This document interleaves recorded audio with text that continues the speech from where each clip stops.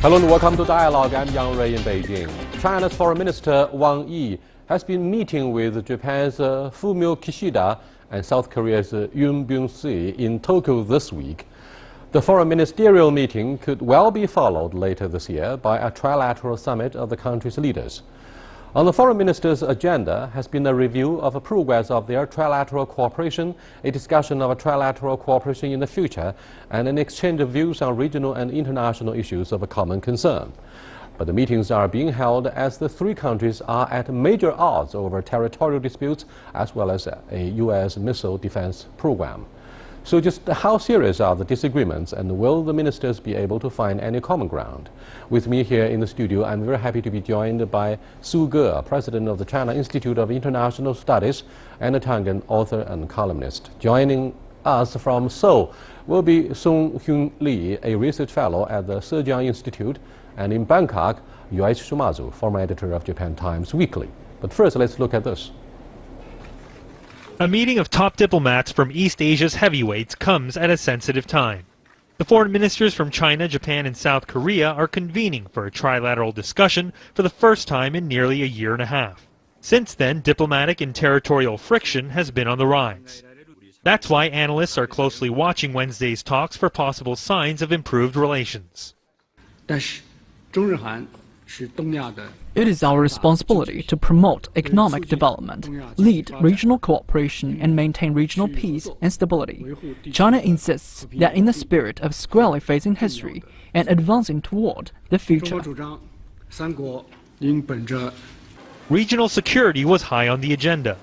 The meeting took place just hours after the DPRK test-fired a submarine-launched ballistic missile. The countries agreeing to lead global efforts against what they call Pyongyang's provocative actions. It's unforgivable that North Korea launched a missile deemed to be a submarine-launched ballistic missile. Japan immediately protested against a North Korean missile launch and would like to cooperate closely with China and South Korea to lead the international community's response to it. As we saw the North Korea's missile launch this morning, North Korea's recent nuclear test and continual missile launches have been an urgent and grave threat to this region. In such situation, solidarity and cooperation among three countries is more important than ever. Complicating matters in the region are defense and security issues. Japan is accused of revising the country's pacifist constitution to enhance its military role, and South Korea is criticized for a plan to deploy a controversial anti-missile defense system. Despite this, experts hope these latest talks will lay the groundwork for the leaders of the three countries to meet sometime later this year. That, experts say, would be a positive first step towards stability in a diplomatically volatile region. Welcome to Dialogue, sir. Given the loggerheads and tensions between the three major countries in Northeast Asia, some of the observers are actually surprised to see the constructive and reconciliatory tone of, for example, Foreign Minister Wang Yi's speech at the press conference and at the trilateral meeting in Tokyo. What do you make of the general atmosphere? Well, I think that finally the three foreign ministers from China, Japan, and Korea are now meeting in Tokyo. And as you're right to say that watchers of this event, watchers of the movements of international relations in this region, usually cast a pessimistic outlook of this meeting. But after these three foreign ministers met in Tokyo and they held their press conference, the tone and the message sent out from the conference was out of expectations of many of the watchers. And the tone is fairly positive. Regarding the so many difficult, tough questions, issues you mentioned just now, Chinese foreign minister simply said that we will face up history and then we'll jointly move into the future. And then the Chinese foreign minister went on to talk about the possibility and the feasibility for the three major economies to come together and to size up the international economic situation and then think of the possibility for the three to join hands to provide an answer for the sluggish world economy. I think that's very positive. What do you think should be the major driving force behind the reconciliatory tone of the three foreign ministers? Well, I think at this point it's the G20 meeting that's coming up at the end of this month.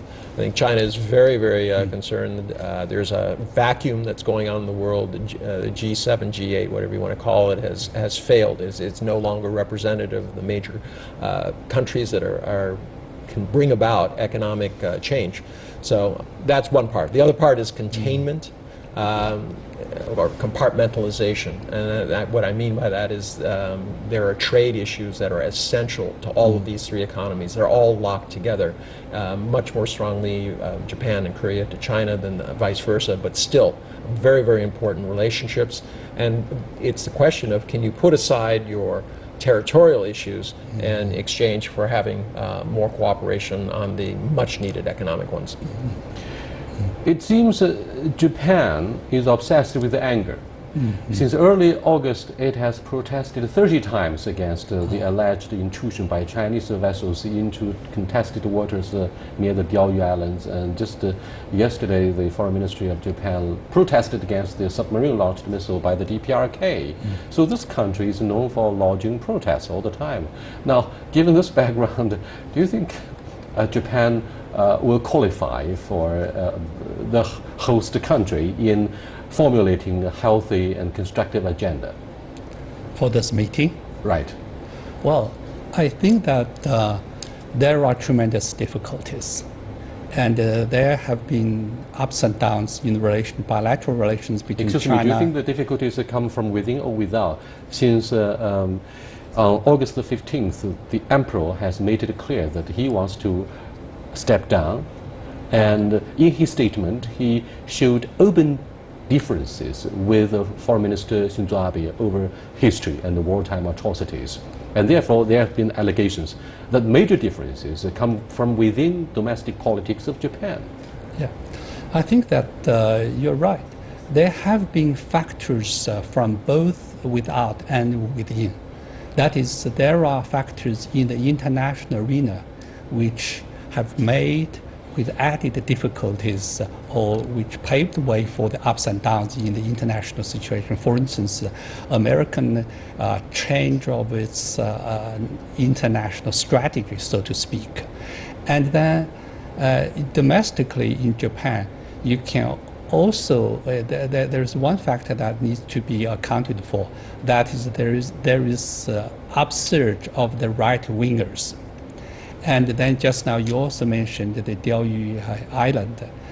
Back in at the time when China and Japan were about to establish diplomatic relationship, Deng Xiaoping was wise. He said, well, this is an issue, but probably it doesn't look like our present generation can solve it. Maybe the future generation is wiser. But then back in 2012, and some right-wingers, politicians in Japan staged this purchasing this act. Well, if it had not been for this issue, Diaoyu issue would have been shelved. And okay, thank you very much. Let me cross over to Yoichi Sumazu, former editor of Japan Times Weekly, for his comments on the latest dynamics in the three foreign ministers meeting in Tokyo. Hello, Yoichi. Yes, hello, good evening. Good evening. Are you impressed by the constructive tone? Well, it's a vast improvement. We got to realize that these talks broke down right after the 2012 summit, and there was a lapse of about 2 or 3 years in which there was very little diplomatic activity between the three sides. As the territorial issues sort of were allowed to flare up, sort of out of control nearly. And so while those issues are still there, and Prime Minister Shinzo Abe is trying to exploit them basically to justify a higher defense budget and a constitutional revision, dropping the Article 9 of the Constitution. That said, there's a lot of uncertainty in the international situation in Asia, in Northeast Asia, and in what the Chinese call the South Seas, in the Spratly Group area. Excuse me, Joyce. Let's look at one issue concerning the the constructive meeting between the three foreign ministers. Now, not long ago, Vice Minister Foreign Ministry in Japan summoned our Chinese ambassador Teng Yonghua to his office and launched a strong-worded protest against the alleged intrusion by Chinese Coast Guard vessels into the waters of Diaoyu Islands. And he even suggested clearly that there could be military action if we cross the red line. Now, what do you think of the driving force behind Foreign Minister Wang Yi to actually travel to Tokyo at a difficult moment?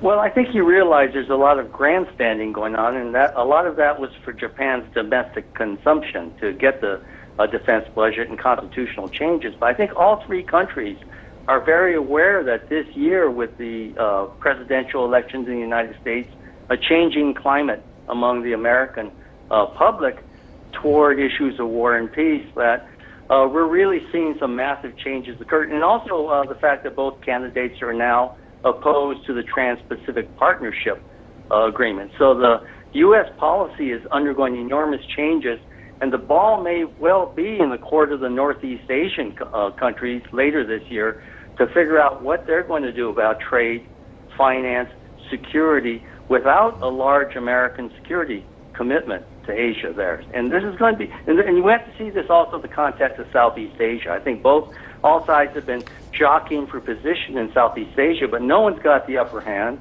And and ASEAN is moving forward with its plans to build an economic community, whereas Northeast Asia is very much divided and not playing its role as the three main partners of ASEAN.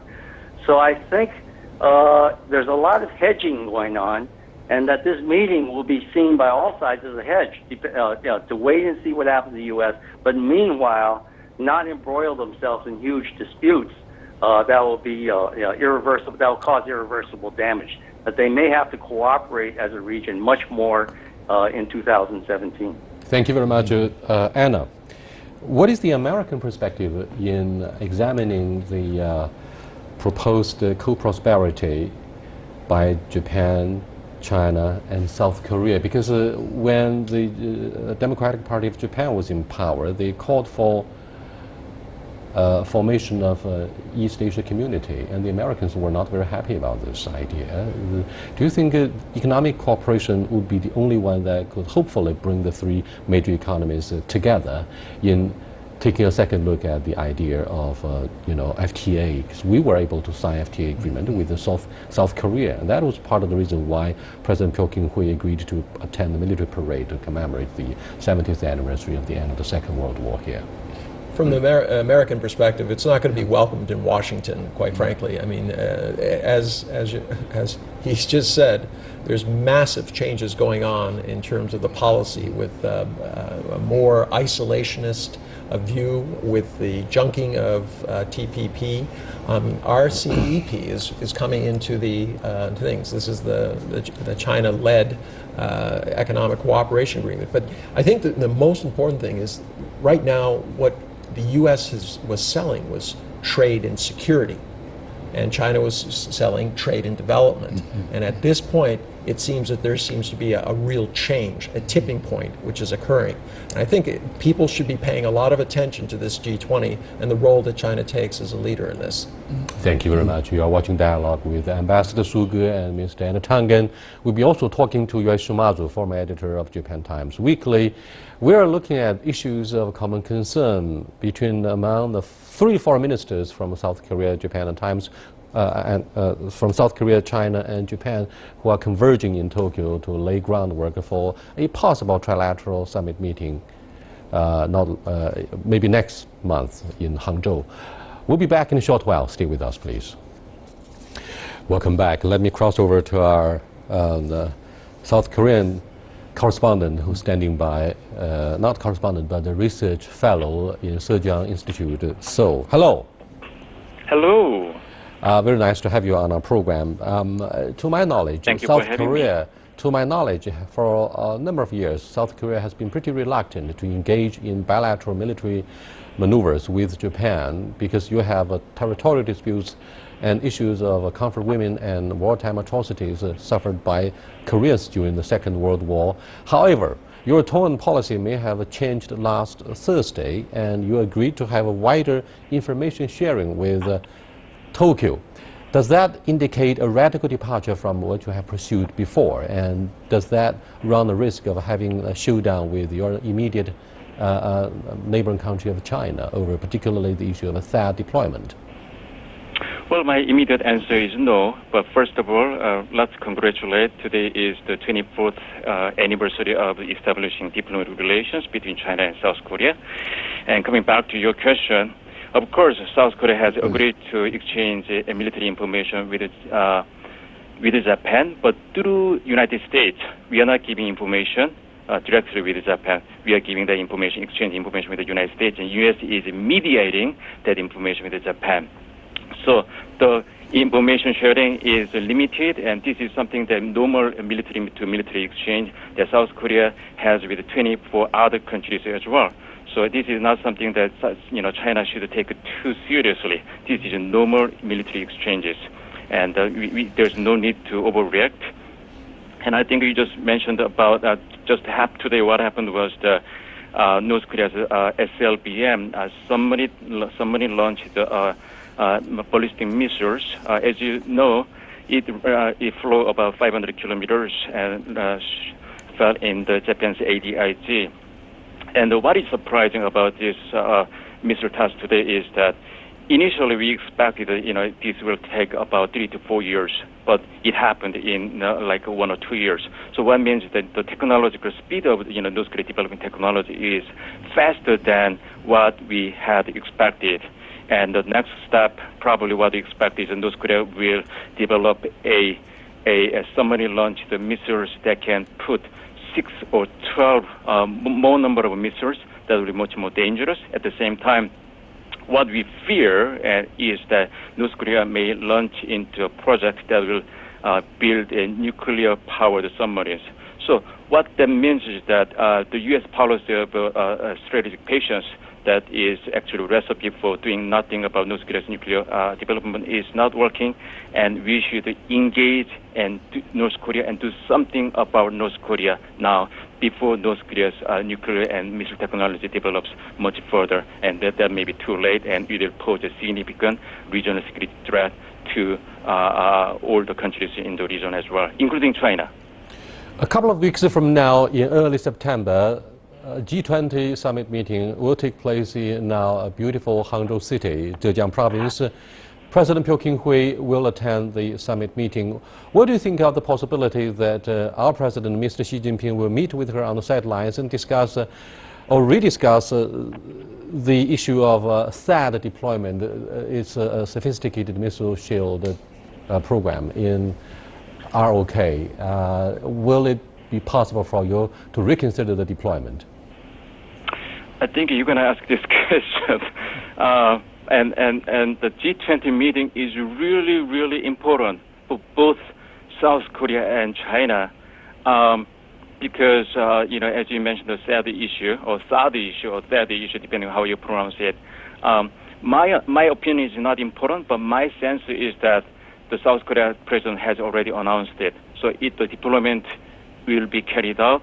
And the question now is that what China and South Korea can do about it without hurting too much about each other's economic and national interest, without undermining too much about people's Excuse me, are you clearly aware the majority of the Chinese are extremely upset? All think that South Korea has to pay a price for going ahead with the deployment.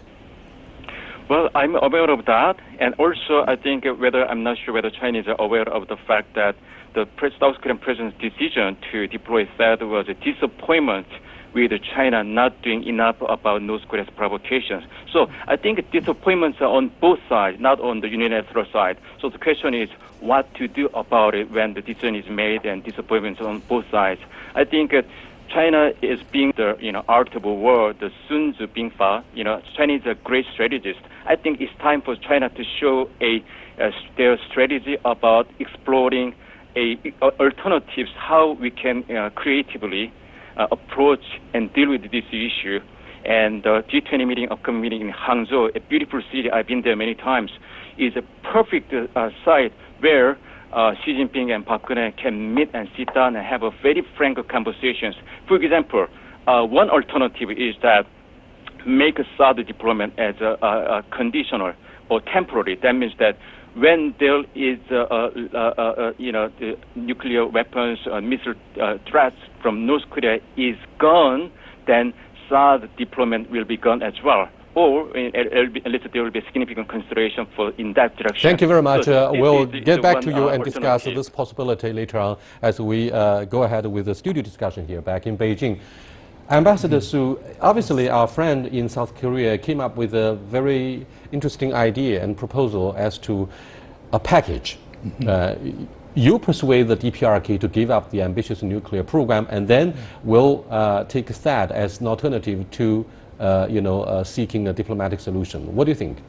Well, the Korean nuclear issue is an issue which is a mixture of elements coming from the Cold War and the hot wars. And therefore, there's no easy solution. But I think when you look at what Chinese Foreign Minister Wang Yi has to say about this, he said there are three elements we are opposed to. And there are also three elements we are very supportive. And China is opposed to the deployment or the missile programs and nuclear tests by DPRK. The second thing China opposes is any actions or any words which would run counter to facilitating peace, stability in the region. And then China would also be opposed to anything that ran counter to the UN Resolution 2270. As for the three elements that China support, number one, denuclearization of the peninsula. Number two, peace, stability as the future. And then how to realize this goal through peaceful negotiations. And I think that when you deploy the THAAD, you have to see that the THAAD is a tool for high altitude objects. And it's not going to erase the danger from the Scud missiles attack from North Korea.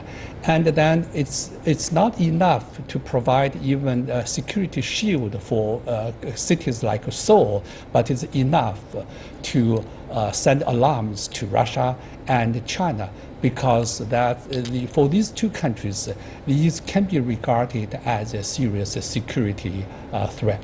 Anna, do you think the major concern for the United States is not actually to defend R.O.K. with a sophisticated missile defense program? It is actually a point of Washington to divide and rule, to actually to keep a distance between China and South Korea, so that the military presence, the forward military presence of the United States could be justified. Well, I don't know about how much military presence is going to be in the future. I think that things are turning more isolationist. But quite frankly, the U.S. is happy to push China's buttons. And one of them is this THAAD missile deployment. As you pointed out, it's not necessarily going to be very constructive when you're dealing with a threat from North Korea that could use low altitude missiles, or from a submarine that's going to be much closer to land. So it's one of those things where I think China has to kind of reflect, and I would agree with our previous speaker from South Korea. There has to be some other way of diffusing this. Now, in terms of the G20, I do not think that this is going to be the major issue there. With 20 countries, this is going to be about economics. The world economics is pushing a lot of the fear and things that are happening in a bad way, the right-wing reactions and things like this. Unless you start bringing that around to a more positive note, it's going to be very difficult to solve these other issues. So I think economics will be first, and this might be quietly in private discussions. Ambassador Su, we have to look at the issue of a THAAD deployment in a broader context, because allegedly security has been declining on the periphery of China. Therefore, some critics, Chinese and foreign alike, warned that we should not push South Korea to the bilateral military alliance between Washington and Tokyo, because South Korea used to be a third and neutral force in between the two major economies in its neighborhood, China and Japan. This time around, it changes its tone, it changes its policy, and therefore we face the severity and adversity of a security scenario. Yeah, I think you're absolutely right, because the THAAD deployment can be regarded as something technical. But from a geopolitical vantage point, it can also be regarded as something to revive what was established during the Cold War between the United States, Japan, and South Korea as a military alliance against the then Soviet bloc. That's one thing.